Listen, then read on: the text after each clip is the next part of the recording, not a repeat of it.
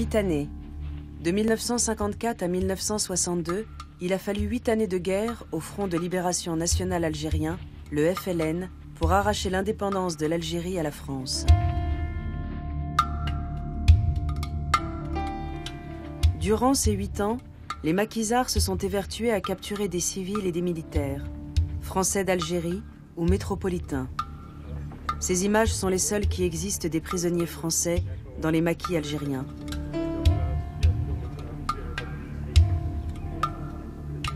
Le FLN tenait alors à montrer aux yeux du monde que ces captifs étaient bien traités. Dans une guerre de guérilla qui exige rapidité et mobilité, garder des prisonniers est pourtant une lourde charge.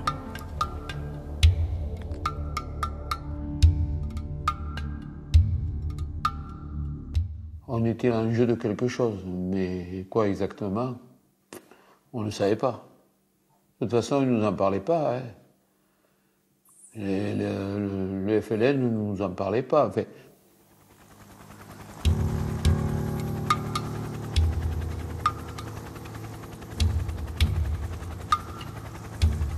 Faire des prisonniers, c'est pour le FLN compenser une faiblesse sur le terrain militaire par la force d'un symbole.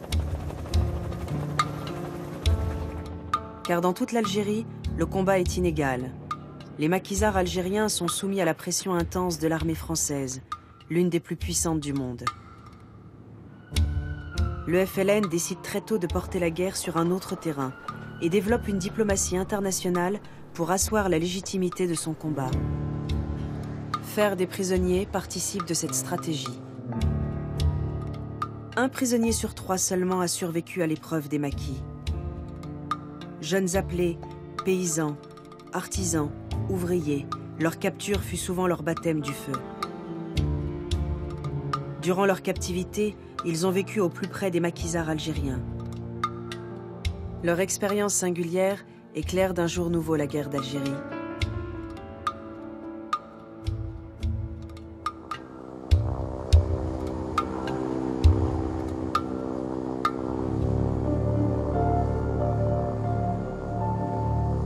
Les militaires envoyés en Algérie découvrent un pays qu'ils ne connaissent pas. Fleuron de l'empire colonial, c'est un territoire vaste comme 4 fois la France, peuplé de 9 millions d'habitants. Loin des villes où se concentre une population d'origine européenne, la révolte armée éclate dans les massifs montagneux.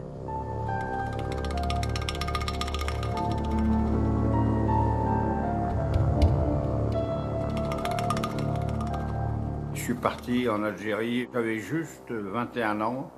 Comme nous disaient certains de nos chefs, il y a quelques petits salopards dans la montagne qui veulent nous faire des histoires, sinon il n'y avait rien. On arrivait là en pays conquis. Pendant longtemps, on s'est baladé dans les djebels avec des mitraillettes, des pistolets mitrailleurs sans cartouche. Hein.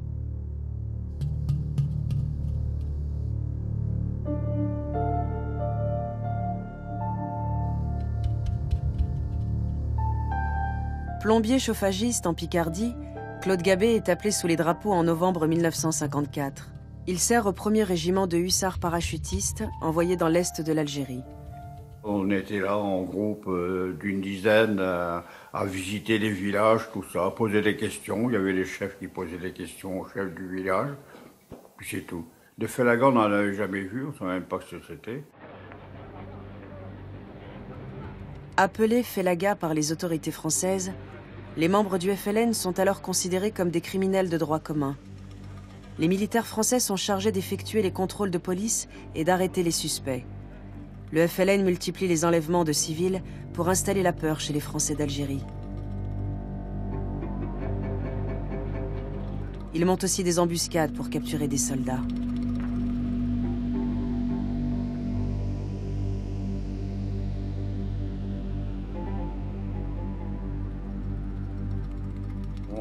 Rentrait de patrouille, on avait été dans un village pour contrôler des papiers.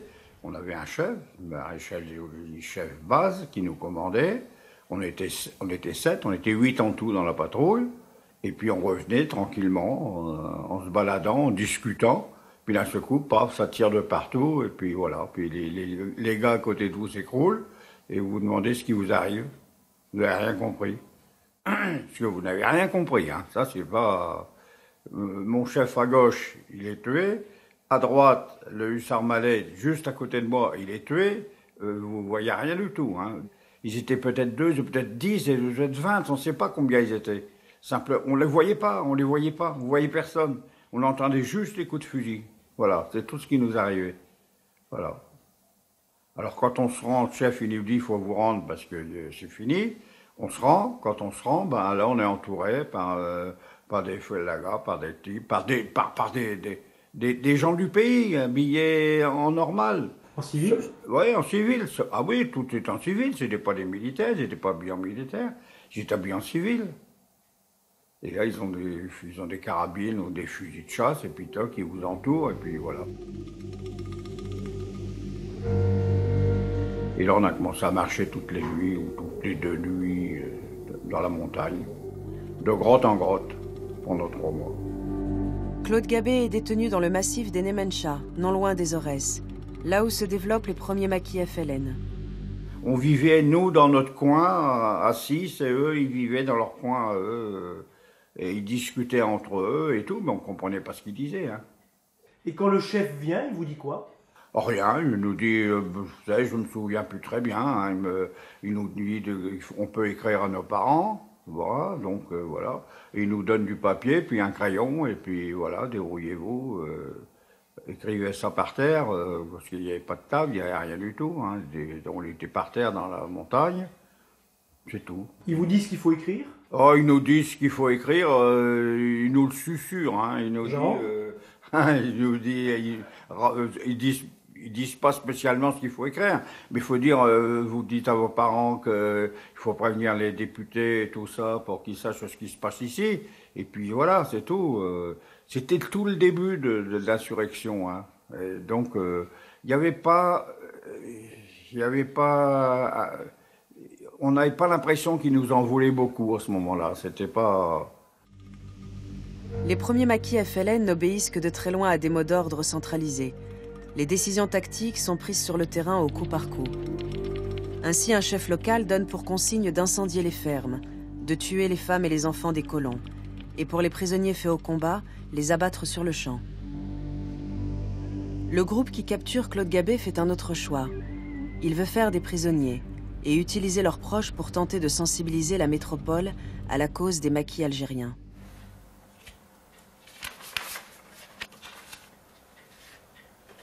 Moi j'écrivais partout pour essayer d'avoir des nouvelles autrement, mais on nous répondait ou on n'y répondait pas, qu'ils pouvaient rien faire. Vous voyez, Radio Luxembourg, j'ai écrit aussi là. La Croix-Rouge française, j'ai écrit. Voilà, une lettre à monsieur Pierre Mendès France, ça c'est moi. Et là, monsieur René Coty, président de la République, Paris. Élysée, Paris. Ça me fait rire maintenant, ça, parce que... C'est vrai. On ne s'est pas lavé pendant Voilà, 3 mois. hein. On n'a pas su ce que c'était qu'une goutte d'eau pendant 3 mois. Hein, on mangeait, bon, un jour sur 2 ou un jour sur 3. Ça, c'était pas encore trop grave. On arrivait à se débrouiller, mais on vivait comme ça par terre sans aucun confort. On n'avait aucun confort. On allait aux toilettes comme ça dehors, on s'essuyait derrière avec un caillou, hein. On n'avait rien du tout, c'était complètement... On était plein de poux, mais plein de poux, remplis de poux on était. C'était pas marrant, mais à côté de ça, on n'était pas attachés, on était privés de liberté morale. Mais la liberté, on l'avait, on pouvait sortir. Si j'avais voulu, moi, 8 jours après que j'étais prisonnier, je pouvais me barrer, hein. Mais je pouvais me barrer tout seul. Alors, il n'était pas question que je m'en aille tout seul. Parce que j'avais des autres qui étaient là. Il y avait toute ma bande qui était là. Il fallait bien que je ramène tout le monde. Je ne pouvais pas m'en aller tout seul. 24 mai 55. Et au moment de son évasion. Et alors où il est, Claude? Là. Ils n'ont jamais été bousculés, hein, par aucun des felagas. On ne nous a jamais bousculés, jamais maltraités, jamais. Hein. Toujours été assez simple. C'est pour ça que mes gars disaient, on ne peut pas leur faire ça parce que c'est des braves types. On peut pas leur faire ça? On ne peut pas leur taper dessus pour s'évader, quoi. Ils étaient en train de lire le Coran. Ils avaient leur carabine qui était posée sur leurs genoux. Je vois encore bien la scène, vous savez, mais c'est sûr que c'est pas facile d'arriver face à eux et de leur tomber dessus. Quelle est la réaction? Je dis attention, les deux qu'il y avait, il y en avait un, et je pouvais vous dire qu'il était balèze. Alors j'ai réussi à arracher les carabines. J'en ai donné une à Mélouse, rapidement, comme ça, tout ça, ça se passe en un éclair de temps. Et puis moi, je les assomme à coups de crosse. Voilà. Vous les avez tués? Non, je pense pas. Je pense qu'ils ont été bien amochés, mais enfin, ils n'étaient pas capables de nous suivre, quoi. C'était surtout ça l'avantage. Et le troisième, il était dans la grotte, mais quand c'était un gamin, il avait peut-être 16 ans, 17 ans. Lui, il était complètement terrorisé. Alors, il était dans un coin, il bougeait plus. Alors lui, moi, je m'en suis pas occupé, je l'ai laissé tranquille, et j'ai récupéré sa carabine, et puis voilà, on est parti. Et cette scène de l'évasion, vous l'avez souvent revue dans votre mémoire? Ah bah oui.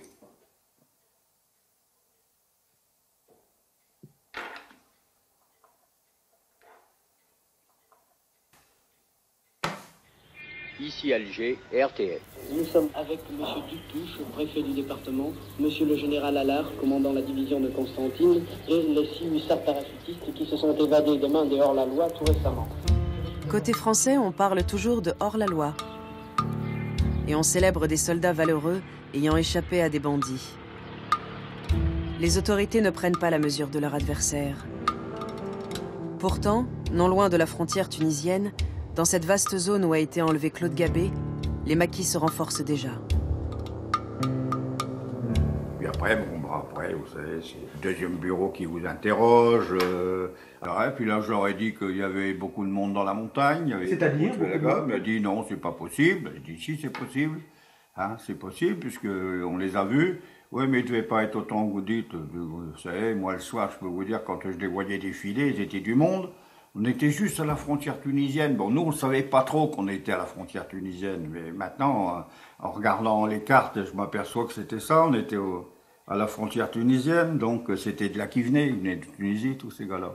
J'en ai vu défiler un moment, un soir. J'en ai vu défiler. Il y en avait, je ne sais pas combien, plusieurs dizaines, plusieurs centaines qui défilaient comme ça en file indienne. Là, ils s'en allaient, ils rentraient en Algérie. Ils rentraient en Algérie. Avec les fusils mitrailleurs sur l'épaule et tout, c'était une armée. 1956. La Tunisie, après le Maroc, vient d'imposer son indépendance à la France. L'armée de libération nationale algérienne, l'ALN, dispose ainsi de bases arrières pour entraîner ses hommes et se ravitailler. Rares sont les images du maquis. Celles-ci sont extraites d'un film commandé par le FLN pour populariser son combat aux yeux du monde. Jazairuna, notre Algérie. Le FLN étend son influence à tout le territoire. Le nord du pays a été divisé par l'administration coloniale française en 3 départements. Le FLN l'organise en 6 régions, les wilayas, avec à leur tête un conseil dirigé par un officier supérieur. Recruté par le FLN dès 1956, Djoudi Atoumi a passé toute la guerre dans le maquis. À l'époque, étudiant en comptabilité, il est affecté à l'état-major de la Wilaya 3, en Grande Kabylie. On avait une Renéo, un stencil, et on travaillait jour et nuit pour distribuer à toutes les régions d'Algérie le procès-verbal de Congrès de la Soumam, la charte de la Soumam. Cette charte de la Soumam, du nom de la vallée de Kabylie où s'est tenue la grande réunion clandestine des chefs du FLN à l'été 1956, fixe les grands principes de la conduite de la guerre. Faire des prisonniers devient un impératif pour tous. Il est rappelé à tous les cadres de l'ALN, l'armée de libération nationale, les décisions relatives aux prisonniers de guerre. Il sera inculqué à nos moudjahidines que tout soldat capturé devra être traité humainement. Chaque combattant devra faire taire ses justes ressentiments et respecter la vie de ceux qu'il réussira à capturer. À chaque fois, lorsqu'il y a un prisonnier, d'abord il fallait s'enquérir de son passé, de son comportement avec la population. On le présente à la population pour que les gens puissent témoigner de sa manière de se comporter. Est-ce qu'il a les mains propres, est-ce qu'il a tué, est-ce qu'il a torturé, etc. Mais surtout dans le cas où il a tué, son sort était joué d'avance. C'est-à-dire Voilà.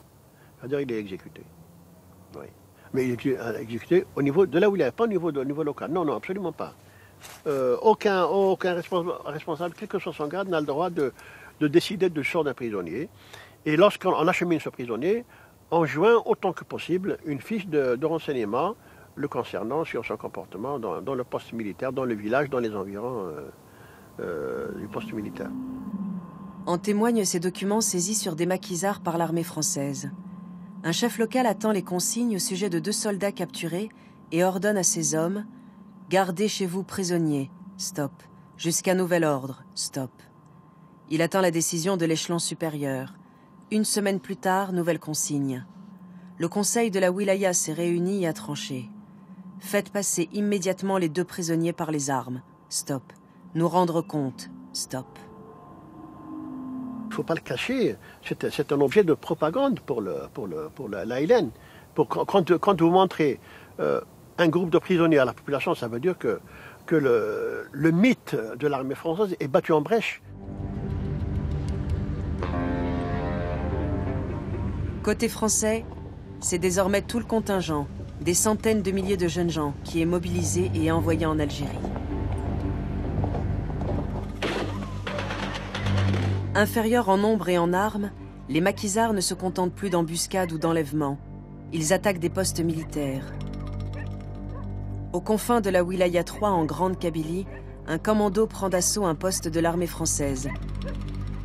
C'était à la nuit tombante, devait être entre les 6h30, 7h moins le quart. Bon, au mois de février, il commence à faire bien nuit.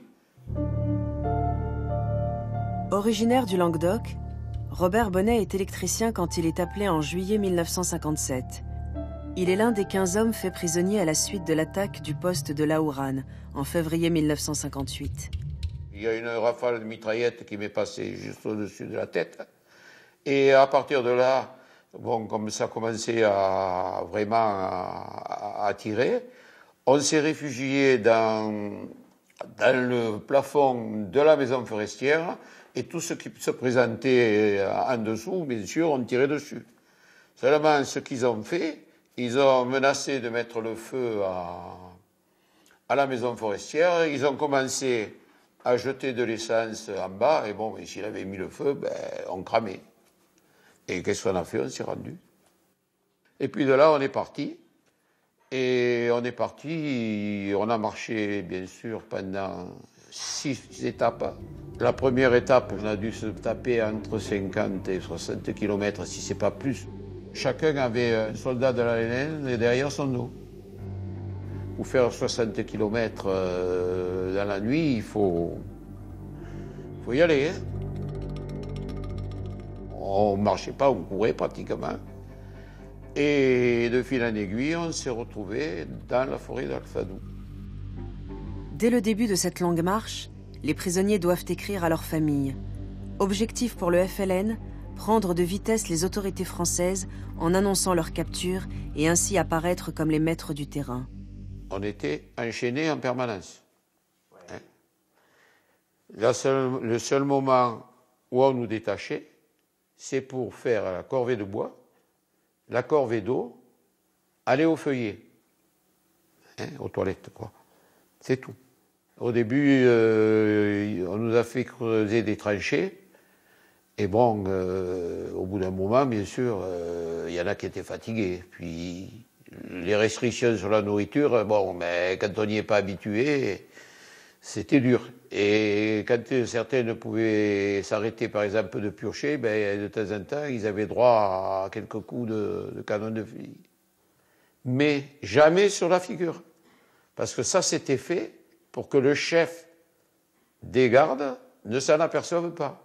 Parce qu'ils avaient la consigne, normalement, de bien nous traiter. Mais ce n'est pas toujours ce qui se passait. Ça ne se passait pas avec tout le monde, pas avec tous les gardes. Il y a eu 2 gardes qui ne m'ont jamais tapé dessus. Jamais. C'est des gens qui avaient travaillé en France, qui nous disaient, nous, on est là pour faire la guerre pour l'indépendance, mais on n'est pas là pour vous taper dessus. Celui qui est venu nous voir, c'est Amirouche. Je l'ai vu 2 fois. Bon, mais il est venu nous dire que, bon, il fallait qu'on intervienne ou que nos parents interviennent auprès du gouvernement pour qu'il y ait des transactions entre le FLN et la France. Amirouche est un chef de guerre redouté. Il dirige la Wilaya 3. Il s'attache à ce que les prisonniers écrivent régulièrement à leur famille. Durant ses 15 mois de captivité, Robert Bonnet écrira une dizaine de lettres. Par contre, ce que j'ai appris, mais ça, c'est quand je suis revenu, c'est que dans notre courrier, il y avait des lettres de menaces d'Amirouche, que je vous ai fait voir et qui sont là. Ces lettres formulaires qui accompagnent les courriers des prisonniers ont un but politique. Il s'agit de toucher au cœur l'opinion publique française. Contrairement à une propagande infâme qui veut que nous soyons des égorgeurs, votre fils est en vie. Il vous appartient d'agir, de donner à cette lettre la publicité qu'elle mérite en la communiquant aux journaux éclairés, bien rares, de votre pays. Sachez que votre fils et ses camarades sont ici pour répondre de la vie des nôtres, qui souffrent dans vos geôles, et que votre gouvernement, ne reculant devant aucune lâcheté, veut exécuter. Pour le comité de la Wilaya, signé le commandant Amirouche. Je suis toujours bien traité et bien nourri. Je pense être libéré d'ici peu, car les dirigeants de la LN sont en pourparlers avec la Croix-Rouge internationale. En espérant que cette lettre vous rassurera et en espérant de vous revoir bientôt, recevez mes meilleurs baisers, Robert. Alors que c'était archi faux. Pourquoi? Parce que j'ai libéré 15 mois après.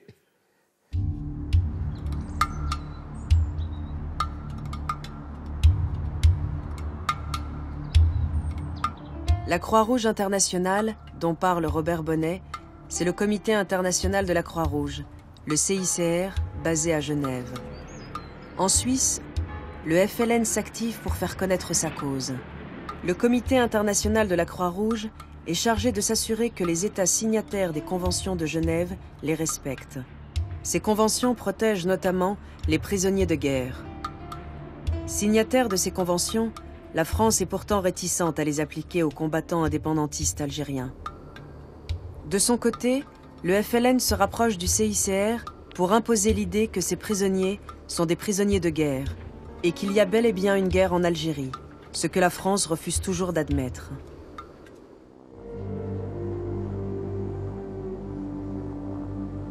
En octobre 1956, l'armée française détourne un avion marocain qui transporte 4 des principaux leaders indépendantistes. Hamed Ben Bella, Mohamed Kider, Hossein Ait Ahmed et Mohamed Boudief sont exhibés menottes au poing et jetés en prison. Ce coup de force contraint les dirigeants du FLN à se réorganiser. Au printemps 1957, ceux qui sont encore en liberté prennent le chemin de l'exil. Une délégation extérieure était déjà installée au Caire. Désormais, c'est toute la direction qui s'installe à Tunis. La guerre est alors dirigée depuis l'extérieur de l'Algérie. Des émissaires sont dépêchés auprès des organismes internationaux susceptibles de peser sur le cours des événements, en particulier aux Nations Unies à New York comme à Genève. En Suisse, s'installe un nationaliste de premier plan rallié au FLN, Ferhat Abbès, ancien parlementaire français et futur président du gouvernement provisoire de la République algérienne, le GPRA. Ferhat Abbès est secondé par un jeune juriste, Mohamed Bedjaoui, tout juste sorti de la faculté de droit de Grenoble. Pendant toute la guerre, il est le conseiller juridique du FLN à Genève. Alors, voici. Là, je vous avais parlé du passeport libyen, le voici. Voilà. Des États de plus en plus nombreux soutiennent le combat du FLN. En première ligne, les pays de la Ligue arabe qui vont offrir l'asile et des passeports. Les responsables du FLN peuvent ainsi se déplacer dans le monde entier et faire connaître l'action des maquisards algériens. Ils faisaient des prisonniers. Et il faut imaginer la difficulté multiple qu'il y avait à conserver ces prisonniers, à les nourrir dans les montagnes, dans les maquis, à les transbahuter d'un coin à un autre. Et généralement, ce sont de longues marches de nuit, à faire des 20 kilomètres toute une nuit pour passer d'un point de la montagne à un autre point, etc. C'était quasiment héroïque que d'avoir des prisonniers, de les maintenir en vie, de les maintenir en bon état de santé pour pouvoir les libérer. Et ça, c'était une fierté du FLN, une fierté du GPRA, pour montrer d'abord qu'on respectait certaines règles, qu'on n'achevait pas les prisonniers, et pour montrer que nous n'étions pas des hors-la-loi. Nous respections la loi. Voilà. Et donc, nous avions envie, avec le CICR, d'aller beaucoup plus loin encore, malgré toutes les difficultés.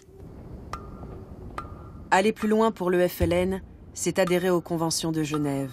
Mais les respecter au pied de la lettre, dans une Algérie où les maquisards sont contraints à des déplacements incessants, est une mission quasi impossible.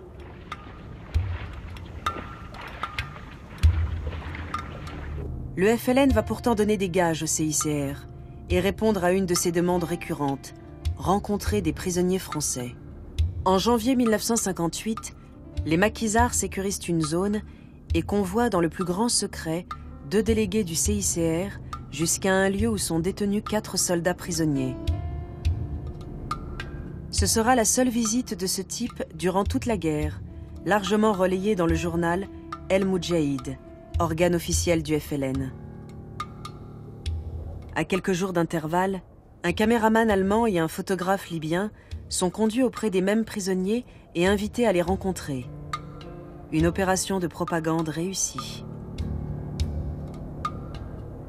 Le reportage complet est publié dans Paris Match. On y voit des prisonniers bien traités, gardés par ce qui ressemble à s'y méprendre à une armée régulière. En mettant minutieusement en scène ses captifs, le FLN se présente comme un interlocuteur avec qui il est possible de négocier. Le FLN insiste sur le fait que la visite a eu lieu en Algérie. Il entend démontrer ainsi sa maîtrise d'un territoire censé être sous contrôle. Quant aux autorités françaises, elles affirment au contraire que les prisonniers sont gardés près de la frontière, mais du côté tunisien. Plus que jamais, la guerre déborde du territoire algérien et implique les pays voisins. À leurs frontières sont installés des camps de réfugiés fuyant la guerre.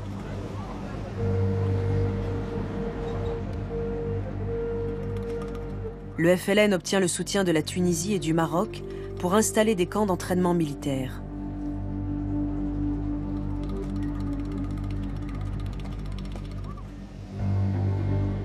Le FLN peut alors répondre à une autre demande du CICR, fournir des messages enregistrés des prisonniers.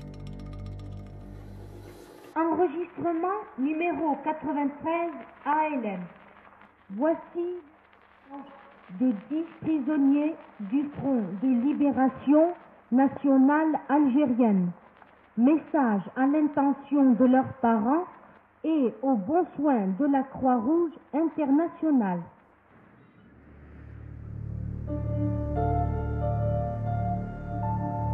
Mineur en Lorraine, issu d'une famille de 8 enfants, Jean Dziezuk a été appelé sous les drapeaux en janvier 1957. Capturé en février 1958, il passe 10 mois en captivité, 4 en Algérie, 6 au Maroc. Maintenant, c'est M. Dziezuk Jean qui arrive. Il a été fait prisonnier dans la région d'Aflou le 26 février 1958. À vous. Ici Dziezuk Jallo, prisonnier de l'armée de libération nationale, habitant à Volmars-les-Mines, Moselle, qui vous parle. Chers parents, frères et sœurs, pour mon compte, tout va pour le mieux. La santé est bonne et le moral l'est également.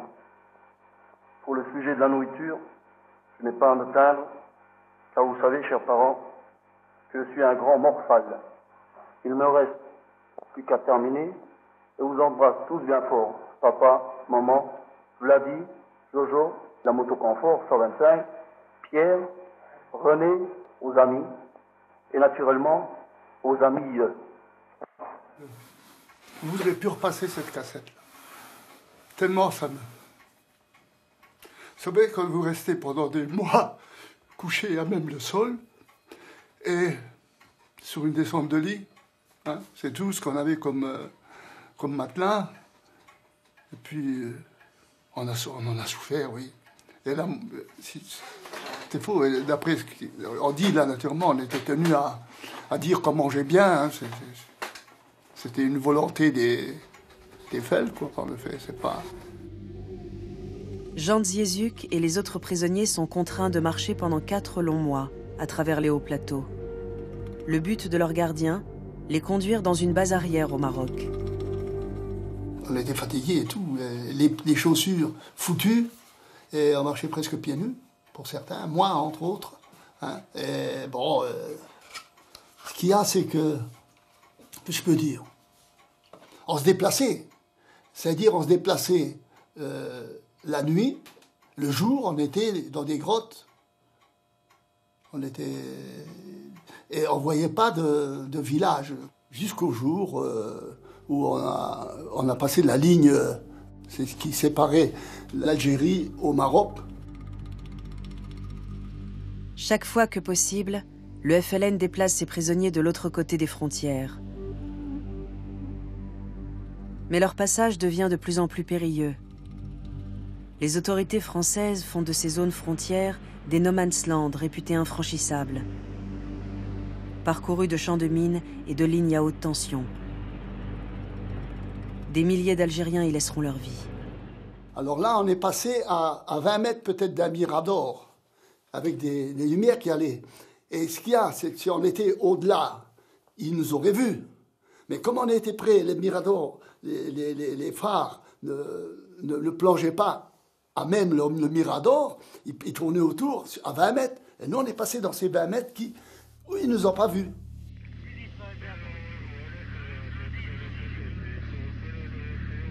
Ils nous ont dit, bon, il y aura des bouts de blanc. Il faudra mettre les pieds là-dessus, parce que c'était miné. Là, ils nous ont commencé par nous tirer dessus. Alors là... L'armée française. L'armée française. Aussi bien du Mirador que là. Bon, on n'a pas été blessés, une chance, parce que les balles, les grenades, elles tombaient, et puis ça explosait, quoi. Et jusqu'à un moment donné, on arrive à un endroit, on était au Maroc, là. Hein. Jan Dziezuk est détenu avec 14 autres prisonniers à Oujda, au Maroc, à quelques kilomètres de l'Algérie. C'est là qu'est installé le PC de la Wilaya 5. Quand j'ai amené le sol, là, voilà. Une pièce qui faisait 7 mètres, et puis sur 2,50 mètres, voilà le parcours qu'on pouvait faire, quoi. Ah oui. Mais, hein. Et en plus, ce qui était, c'était le manger. Hein. Alors là, je peux dire que c'était pas... On mangeait mieux quand on était dans la montagne, parce qu'il y avait de temps en temps du mouton, de la machin, mais quand on était en captivité, il n'y avait rien. Jan Dziezuk passe toute l'année 1958 aux mains du FLN. Cette année-là marque un grand tournant pour la guerre en Algérie. Au printemps, la France connaît un bouleversement politique dont l'origine immédiate est liée à la question des prisonniers. Depuis 2 ans déjà, des dizaines de militants nationalistes algériens sont condamnés à mort pour atteinte à la sûreté de l'État. Fin avril, le rythme des exécutions s'accélère. 3 militants sont guillotinés le 23, 3 autres le 24. Parmi eux, Abderrahman Taleb, artificier des bombes qui avait ensanglanté Alger. En réponse, le FLN, au nom de la loi du Talion, annonce qu'il a passé par les armes Robert Echaume, René de Courtrai et Jacques Feuillebois, capturés 15 mois plus tôt. Leurs photos mises en scène durant leur captivité sont adressées peu avant à la presse française.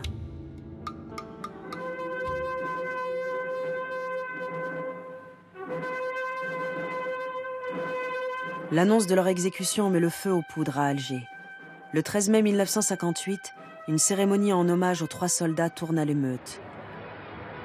Les partisans de l'Algérie française se révoltent. Les autorités sont débordées. Les généraux chargés de maintenir l'ordre en Algérie constituent un comité de salut public. C'est le début de la fin de la 4e République. À Paris, le président René Coty charge le général de Gaulle de constituer un nouveau gouvernement. Alger, 3 juin 1958. Le général de Gaulle a obtenu les pleins pouvoirs de l'Assemblée nationale. C'est en Algérie qu'il fait son premier déplacement. La France considère que dans toute l'Algérie, il n'y a que des Français. À un moment donné, ils nous ont fait écouter la radio. Ils nous ont mis l'arrivée de Gaulle à Alger quand il avait dit. Ils attendaient à ce que de Gaulle il dise Algérie, l'indépendance et tout. Il a dit l'Algérie française. C'était en juin 58. Ouais. Alors là, ils étaient furieux. Hein, là, auparavant, de Gaulle, il vient, il va nous arranger et tout. Et quand il a dit ça, alors là, de Gaulle, il le souhaitait au diable, quoi. Vous avez eu peur à ce moment-là? Ben, pas plus peur qu'avant. Hein. Je me disais que si, par exemple, il avait dit l'Algérie algérienne, on serait libérés, pour nous. Oui. Hein, nous, dans notre forme. Ça ne s'est pas déroulé comme ça. Les changements politiques en métropole incitent le Comité international de la Croix-Rouge à relancer le FLN et la France. Il leur demande l'application des règles minimales du droit de la guerre. Et c'est à ce moment-là que le CICR nous avait saisi d'un mémorandum dont il a adressé également un exemplaire au gouvernement français à Paris, nous disant aux uns et aux autres, à nous comme au gouvernement français, de respecter au moins un des articles de ce qu'on appelle les 4 conventions de Genève du 12 août 1949. Le libellé même du document est déjà un succès pour le FLN. Parler de belligérance et de conflit franco-algérien, c'est admettre qu'il y a 2 camps en Algérie, que le FLN est l'un d'entre eux. La France ne voulait pas, bien sûr, reconnaître la rébellion en tant qu'institution étatique ou quoi que ce soit. C'était donc une petite révolte interne. C'était une opération de police que voulait mener le gouvernement français. Mais il n'a jamais, à notre connaissance, à la mienne en tout cas, aujourd'hui, il n'a jamais répondu au CICR. Pour sa part, la direction extérieure du FLN ordonne à toutes les wilayas un recensement des prisonniers détenus dans les maquis et demande leur nom, grade, matricule, région d'origine, date et lieu de capture. En septembre 1958, un pas décisif est franchi par le FLN. Sa direction en exil devient le premier gouvernement provisoire de la République algérienne, le GPRA. Président du GPRA, Ferhat Abbès avait initié les négociations avec le Comité international de la Croix-Rouge. 8 jours, exactement 8 jours après sa création, le GPRA a annoncé la libération inconditionnelle. La libération inconditionnelle de prisonniers français. Et il les a fait remettre.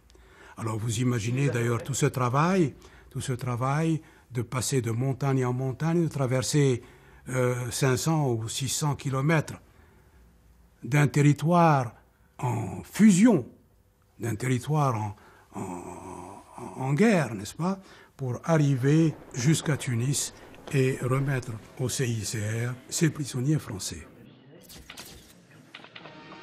À la suite de démarches de la Croix-Rouge internationale, 4 soldats français ont été libérés par le FLN.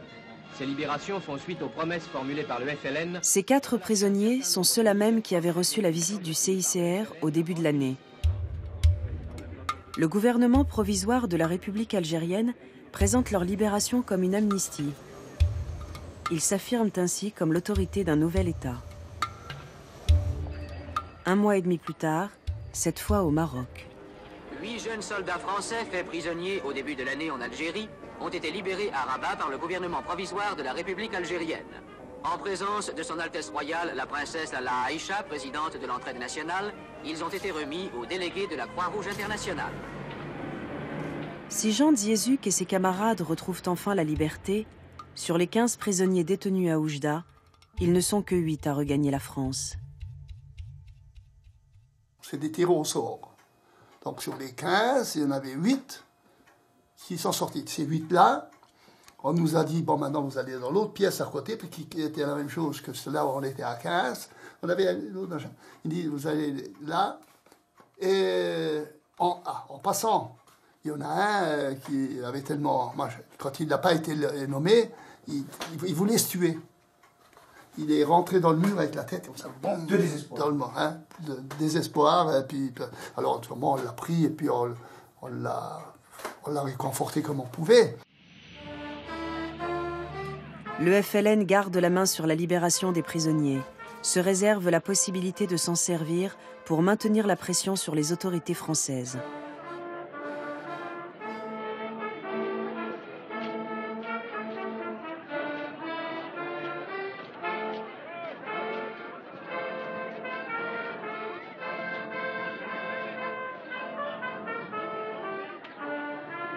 Pour Jean Dziezuk, la guerre est finie. En Algérie, elle continue et pour 3 années encore. Le général de Gaulle fait de l'Algérie son dossier prioritaire et donne mission à un nouveau commandant en chef, le général Chasles, d'anéantir les maquis de l'armée de libération nationale.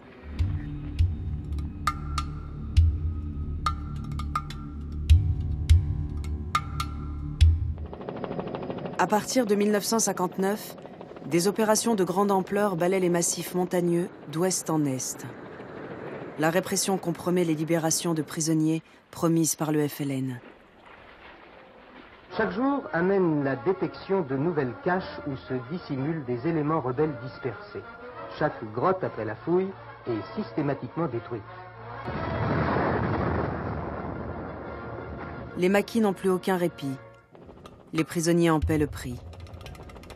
Il faut savoir aussi qu'on était dans des zones interdites et qu'il y avait de temps en temps ce qu'on appelait ratissage de l'armée française.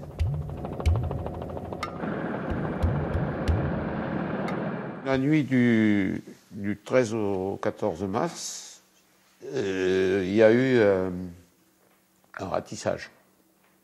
Et il a fallu bien sûr que l'on parte tout de suite. Bon, on nous a enchaînés comme d'habitude, les mains dans le dos, une chaîne qui nous réunit par 5, et on est parti. Mais il se trouve que dans cette nuit-là, il y a eu de la pluie, de l'orage, de la grêle, mais alors, quelque chose d'épouvantable. Et on a traversé des oueds. Et les oueds au mois de mars, là-bas, avec le Jura à côté, l'eau, elle n'était pas chaude. Et on avait de l'eau jusque-là. Hein. Et dans l'état de fatigue qu'on était, ben, on a passé une nuit complètement... Je veux dire, c'est le déluge qui nous tombait sur la tête. Hein.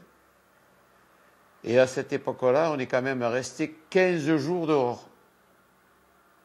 Ce qui était faible, malheureusement, il y en a qui n'ont pas suivi. Hein. Parce qu'il faut savoir qu'il y a même des soldats de la ULN qui étaient dans le même cas que nous. Hein. Je veux dire, ils étaient à la limite. Hein. Il y en a qui ne pouvaient plus avancer. Et on s'entraidait l'un l'autre. Quand ce n'était pas le militaire qui entraidait le maquisard, c'était le maquisard qui entraidait le militaire. C'est-à-dire ? Eh ben, ils étaient à bout comme nous, quoi. Ils n'en pouvaient plus. Ils étaient comme nous, ils essayaient de sauver leur peau.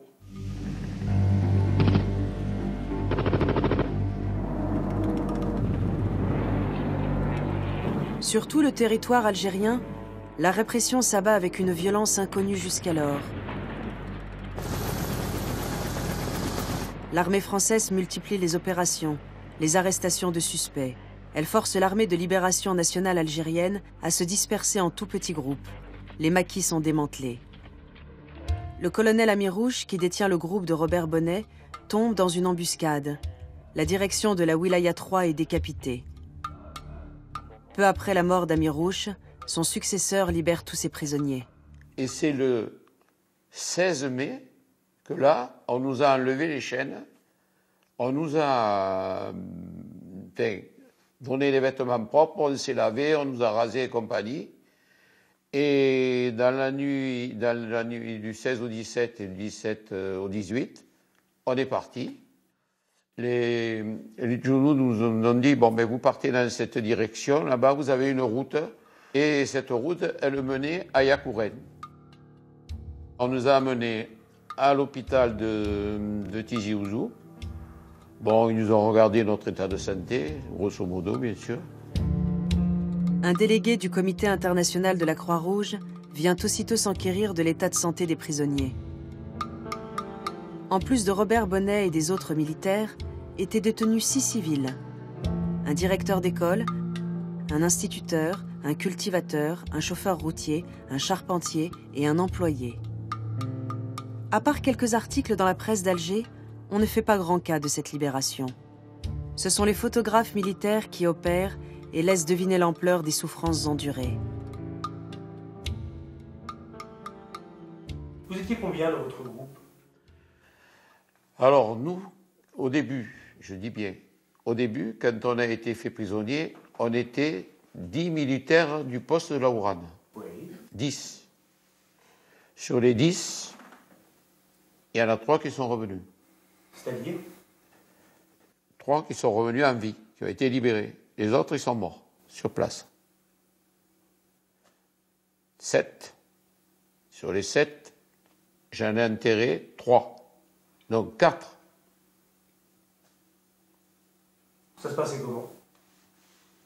Bon, on faisait un trou, et on les mettait dedans, et puis c'est tout. Hein. C'est bien simple, pendant 2, 3, 4 jours, je sentais le mort. Parce que, et on y reviendra peut-être, mais l'hygiène était déplorable. Hein. Pendant 2, 3 jours, je sentais le mort, l'odeur du mort sur moi. Et ça, j'ai toujours... D'ailleurs, comment dirais-je, quand on enterrait des gens comme ça, c'est bien simple, quand je vais au monument aux morts, pour les cérémonies officielles, au moment où la sonnerie aux morts retentit, je ne suis plus à Frontignan.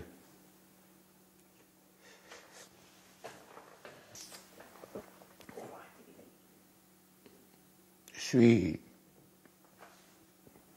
de l'autre côté.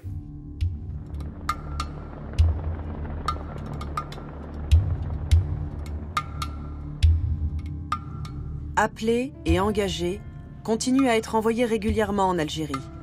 Au total, ils sont 1 700 000 soldats français à avoir foulé le sol algérien. En dépit de la répression, le FLN fait toujours des prisonniers. Certains vont rester détenus longtemps, très longtemps. 1037 jours.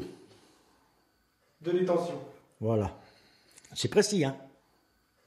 Oh bah j'imagine qu'on s'en souvient. Hein. 1037 jours.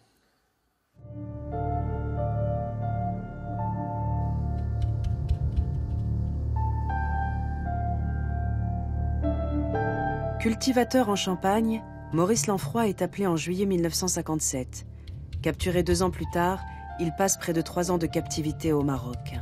On a gardé l'espoir parce que ceux qui nous gardaient, c'était des anciens de France et de l'armée française. Ils étaient gradés dans l'armée française, ils étaient médaillés dans l'armée française, et c'était eux qui nous gardaient, mais c'était des Chibani, des vieux. Et ils étaient vachement sympas avec nous, ils étaient... ce qui nous donnait l'espoir de revenir un jour. Qu'est-ce qu'ils vous disaient? Ben, on parlait comme ça, de leur travail qu'ils faisaient. Il y en a qui travaillaient dans les mines du Nord, il y en a qui... Les premières libérations interviennent comment? Ben, c'est-à-dire, au bout de 6 mois, ils sont venus nous habiller en militaire, tous, avec un brassard du Croissant Rouge. Et puis, je ne sais plus vers quelle heure, c'était le soir. Ils sont venus chercher, mais il y en a 2 qui ont parti, puis moi j'ai resté. Vous êtes resté? Et j'étais resté tout seul. J'étais 3 mois tout seul, là. Je vous garantis que c'était pénible. Hein. J'étais moins gros qu'aujourd'hui. Hein. Mais comment vous expliquez, quand vos camarades s'en vont et que vous restez, Comment vous vous expliquez ça? Qu'est-ce que vous vous dites? On pense à rien. Pourquoi? C'est tout. Maurice Lanfroy ignore qu'il est devenu monnaie d'échange contre un officier de l'ALN. Le commandant Ben Chérif, membre du Comité national de la Révolution algérienne, fait prisonnier le 25 octobre 1960 par l'armée française et condamné à mort par un tribunal militaire.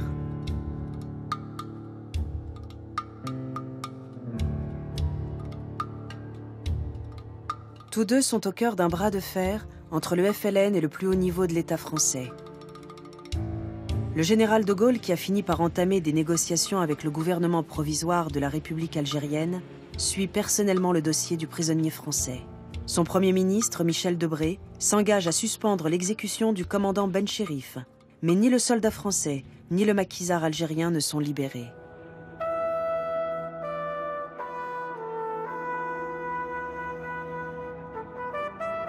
Les négociations entamées 2 ans plus tôt sur l'avenir de l'Algérie aboutissent enfin. Première étape vers l'indépendance, un accord de cessez-le-feu est signé à Évian entre les représentants du GPRA et les représentants du gouvernement français. Il prend effet le 19 mars 1962. L'article 11 prévoit que tous les prisonniers faits au combat seront libérés dans les 20 jours. La France commence à libérer les siens. Le commandant Ben Chérif fait partie des premiers à recouvrer la liberté. Mais côté algérien, certains responsables refusent d'appliquer les accords d'Évian. Et Maurice Lanfroy reste en captivité. La douloureuse affaire des prisonniers français du FLN. C'était le journal en date du 9 mai 62. Nous ne pouvons malheureusement avoir d'espoir excessif, mais nous agissons en leur faveur jusqu'au dernier espoir. Oui, parce que c'était signé la fin de la guerre et puis on n'était pas libérés. Alors que la guerre était finie. Oui. Qu'était? C'était signé, sur un autre mais c'était pas fini. Des semaines après le cessez-le-feu, la France attend toujours le retour de centaines de civils et militaires, portés disparus et présumés prisonniers.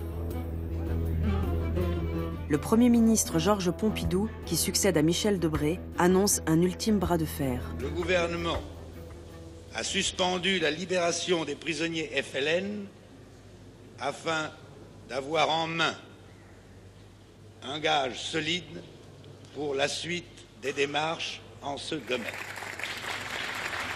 Mais le gouvernement Pompidou ignore que sur les centaines de disparus, il ne reste que quelques survivants. En mai 1962, seuls 4 prisonniers gardés au Maroc sont finalement libérés. Parmi eux, Maurice Lanfroy. On a été au Val-de-Grâce. Ça a duré 10 minutes. On nous a questionné de savoir si on était malade ou pas malade. Et après, on nous a renvoyés chez nous comme des malpropres parce qu'il n'y avait aucune autorité civile ni militaire pour nous accompagner chez nous. Si en France on est pressé de tourner la page, en Algérie, l'indépendance est célébrée dans la liesse.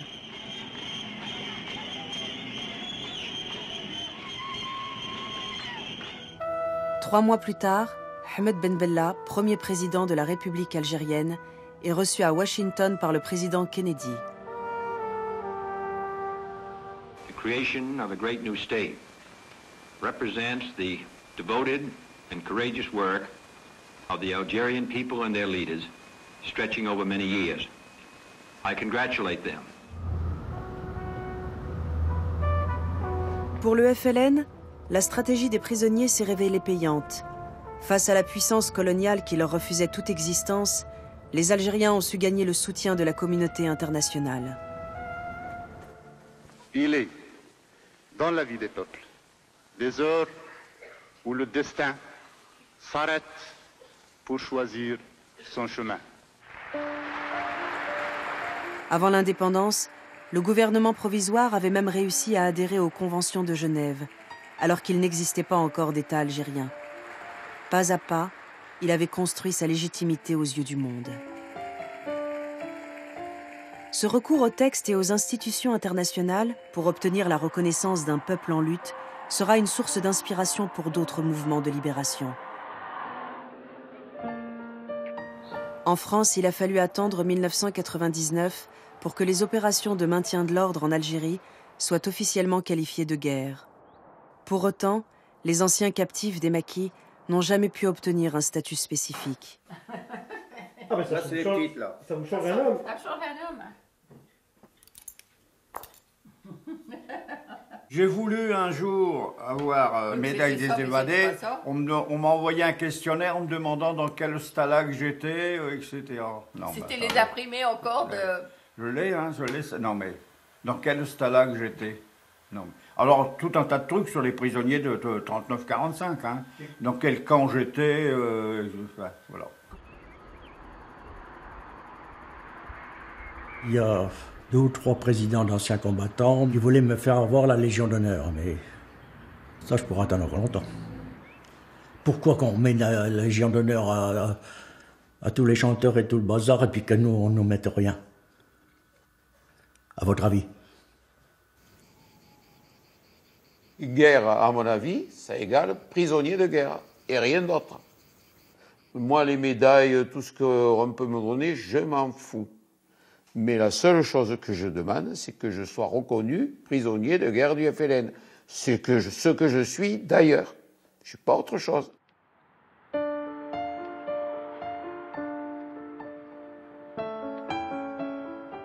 Sur le millier de civils et de militaires français capturés par le FLN, très peu sont revenus.